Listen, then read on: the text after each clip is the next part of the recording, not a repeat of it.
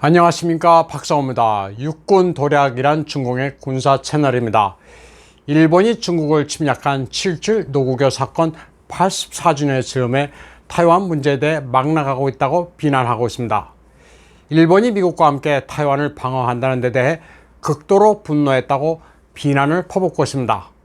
얼마 전 일본 부수상 겸 재무상 아소 타로가 타이완이 침공받는 사태를 일본의 존망위기로 간주해 미국과 함께 집단 자유권을 행사하겠다고 한 데 대해 극도로 호전적인 메시지를 날렸습니다. 이 채널은 일본이 타이완 사태에 개입하면 진짜 존망의 위기에 처할 것이며 나라가 멸망하는 종단을 향할 것이라고 경고했습니다. 이 같은 점을 일본 정부와 국민들에게 똑똑하게 알려주고 싶다면서 중공이 타이완을 무력으로 통일할 때 미국과 일본이 타이완을 어떻게 지원할지를 묻고 싶다고 말했습니다. 스가 요시히데, 아소 타로 등 일본 정가 요인들은 타이완에 정보를 제공하는 것 외에도 전쟁 물자 지원과 부상자 구원, 타이완 난민 수용 등 타이완 독립을 지원하는 비전투 군사 행동을 하려 한다고 비난했습니다. 그러면서 관건은 자유대 육해공 전력이 직접적으로 참전할 경우 이들이 중공을 공격할 가능성이라고 말했습니다. 중공군 상륙부대 집결지와 상륙정, 수송선단과 수송기를 자유대가 공격할 수도 있다는 겁니다. 타이완에 상륙한 중공군 부대가 교두보를 미처 장악하지 못한 틈을 타 일본 자유대가 개입해 중공의 전진을 막거나 지체시키는 상황을 언급했습니다. 또 일본이 중공의 항공 전력을 파괴해 제공권을 장악하고 타이완 공군의 비행장과 항구를 엄호하는 사태도 있을 수 있다고 말하고 있습니다. 육군 도략은 일본이 군사적으로 개입할 경우 중공의 대시 전략은 타이완과 일본 본토를 주로 공격하는 것이라고 했습니다. 그리고 타이완을 목표로 한 전력도 일본 방향으로 전환될 수 있다고 경고했습니다. 일본 자유대 지원 병력을 에워싸 타격할 것이며 이 경우 타이완은 포위만 하고 잠시 내버려둘 수도 있다고 말했습니다. 타이완을 일시 포기하고 모든 전력을 일본에 집중시킬 수 있는 시나리오도 상정했습니다.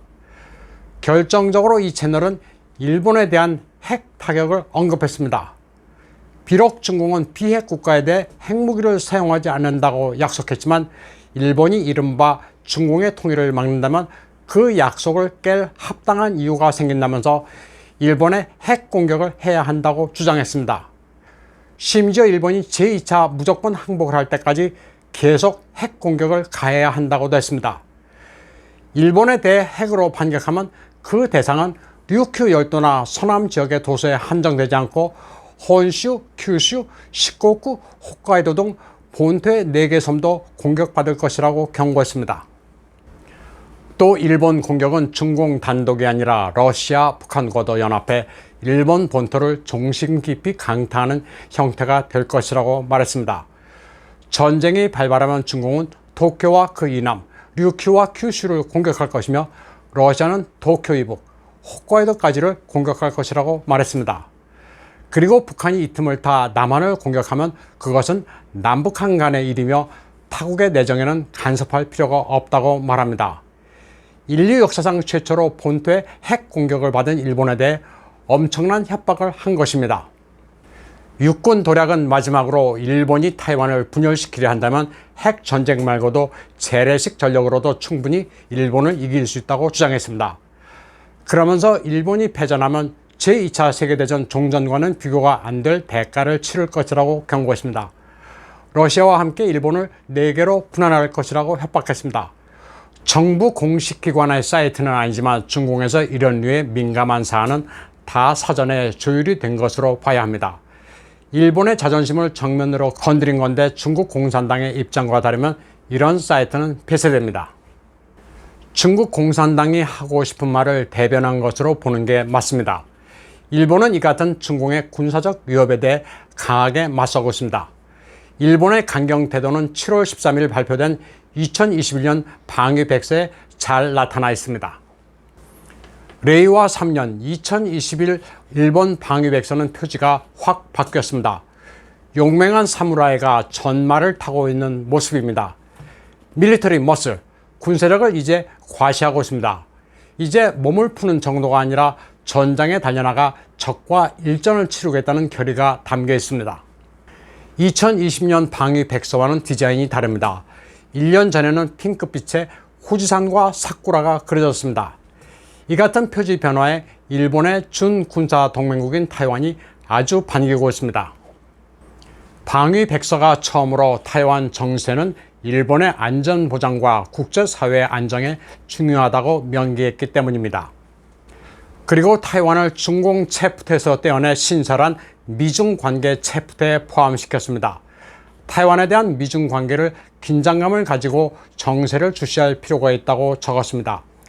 하나의 중국 원칙을 방위 백서에서 아예 무시하기 시작했습니다. 지도를 보면 2020년에 타이완은 연보라색으로 중공과 함께 표시됐지만 2021년판에는 다른 주변 국가와 같은 회색입니다. 방위 백서는 또 센카쿠 열도 주변 중공의 움직임을 강하게 경고했습니다. 중공의 군사 동향이 안전 보장에 강한 우려를 가져다 주고 있다는 게 일본의 시각입니다. 일본 매체들은 방위 백서 발표의 즈음에 중공의 체제와 외교도 주시하고 있습니다. 특히 외교가 돌아가는 방식이 미스테리라는 시각을 가지고 있습니다. G20 외상회담, 재무상회담, 중앙은행 총재회의에 중공이 화상으로 참여했는데 오는 10월 G20 정상회담에서 바이든과 시진핑이 만날지에 대해서도 벌써 촉각을 곤두세우고 있습니다. 다음 소식입니다. 7월 11일 중공 관영 신화사와 이민망 등이 숙청돼 감옥에 있는 조용캉, 보실라이 등 낙마한 거물들을 언급했습니다. 그러면서 티에마오즈왕이란 단어를 사용했습니다.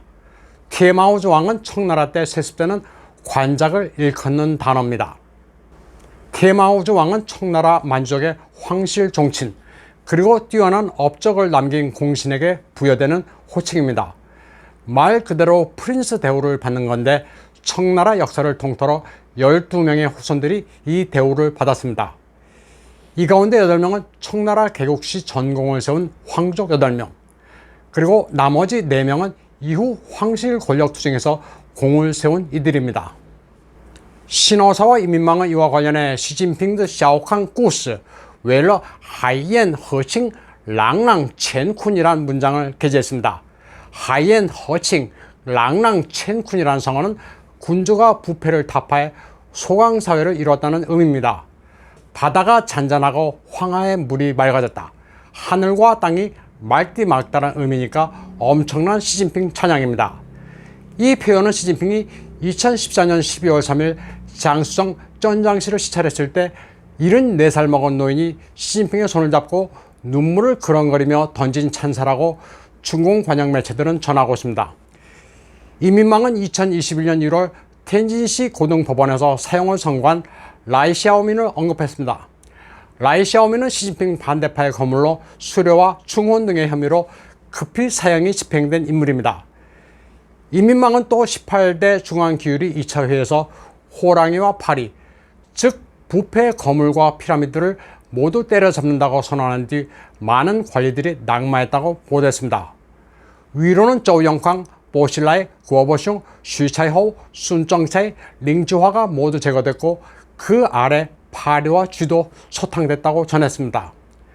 그러면서 이들 가운데 아무도 딴수 티에취엔, 즉 죽을 죄를 지어도 사해준다는 면죄부를 가지고 있지 않다. 아무도 티에마오즈 왕이 아니라고 말했습니다. 청나라 역사에서 개국에 혁혁한 공을 세운 티에마오즈 왕에게는 어떤 죄를 지어도 처벌하지 않는다는 황제 징표 딴수 티에취엔이 부여됐습니다. 어떤 짓을 해도 처벌받지 않는 위세를 가진 현재 티에마오즈 왕은 장저민과 정칭홍 정도로 해석되고 있습니다. 앞서 말씀드린 조용캉, 보실라이는 현대 중공의 티에마오즈 왕입니다. 중공에서 정치국 상무위원 7인 가운데 1명쯤 되면 어떤 죄를 지어도 처벌받지 않는 게 관례인데 이를 깬 이가 시진핑입니다. 따라서 20대를 앞두고 중공 관영 매체들이 조용캉, 보실라이를 언급하고 티에마오즈 왕, 딴수 티에취엔 같은 단어를 꺼낸 것은 장저민과 정칭홍을 겨냥한 것이라는 해석이 나오고 있습니다. 오늘 방송은 여기까지 하겠습니다. 시청해주신 여러분 감사합니다.